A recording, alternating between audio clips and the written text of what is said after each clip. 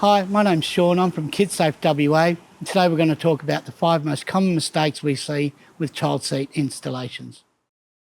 Number 1, moving to a forward-facing position too early.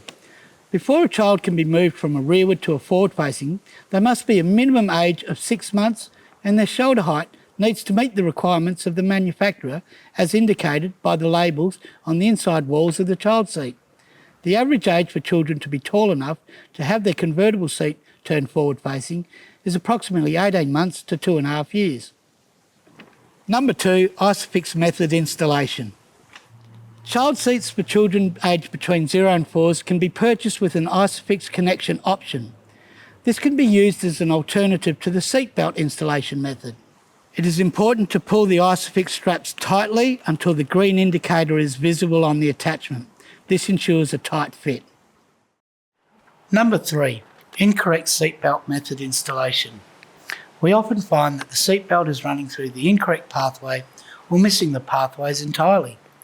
When using the seatbelt method, remember to follow the blue stickers for rearward facing, the yellow stickers for forward facing, and the red stickers for booster seats. Number 4, top tether strap to anchor point errors. All 5-point harness seats and some booster seats will have a top tether strap that must be installed to the anchor point in the vehicle. A vehicle's luggage tie-down point is often mistaken for these anchor points.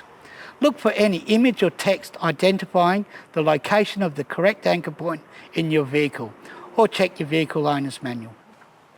And lastly, number 5, incorrect harness height. The harness should be adjusted regularly as the child grows. The level of the harness should be at the shoulder height of the child or slightly above.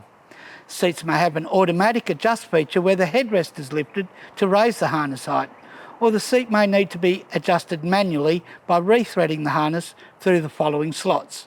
Make sure any twists are removed and correctly reattached to the yoke at the back of the seat.